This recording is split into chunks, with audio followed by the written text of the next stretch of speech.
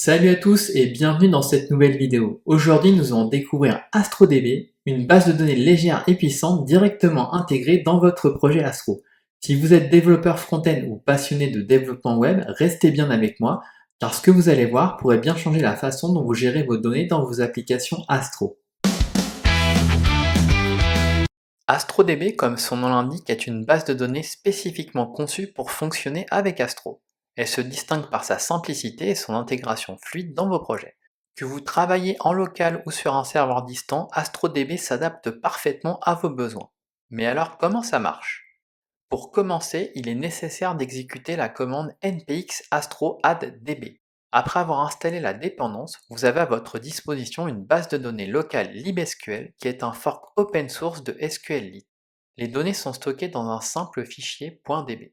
Astro propose également un ORM appelé Drizzle qui simplifie la gestion des requêtes SQL. Comment cela se passe-t-il lorsque vous souhaitez déployer votre application vers un serveur distant?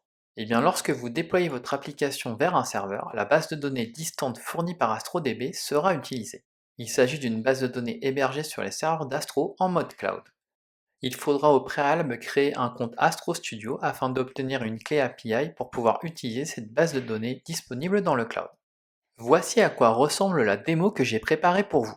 La page d'accueil affiche la liste des plats préférés des utilisateurs. C'est un exemple basique, mais qui vous permettra de voir comment utiliser AstroDB. Voyons rapidement comment configurer AstroDB dans un projet Astro. Comme nous l'avons vu auparavant, il faut d'abord installer la dépendance à l'aide de la commande npx astro add db. Je l'ai déjà installé pour ce projet, mais si vous exécutez cette commande, l'interface de ligne de commande Astro vous guidera pas à pas.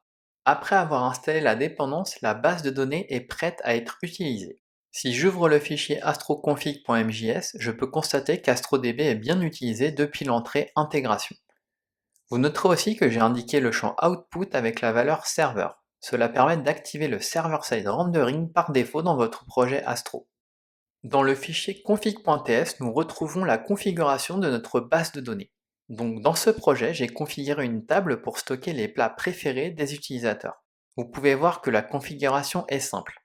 On définit une table 1000 avec plusieurs colonnes. Astro met à notre disposition un objet column qui permet de définir les différents champs de notre table.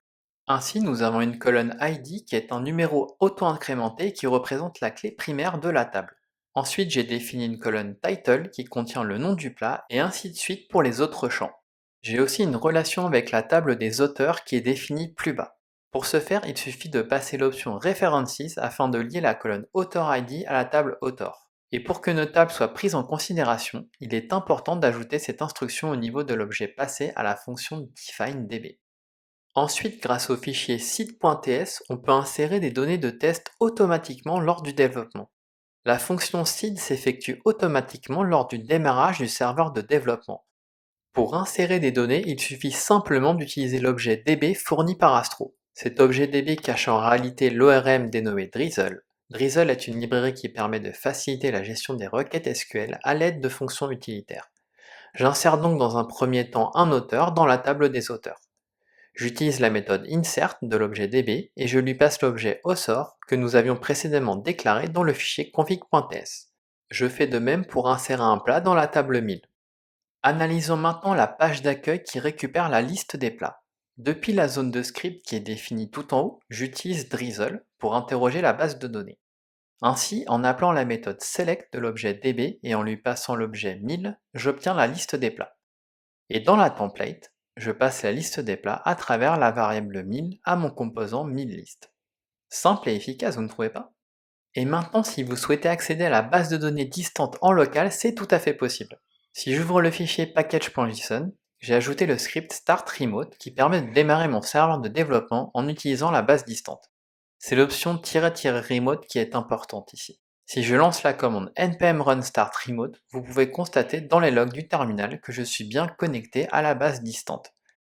Et si vous observez mon navigateur, vous pouvez aussi constater que mon plat n'est plus un tacos mais un burger, car les données de ma base distante sont différentes des données locales.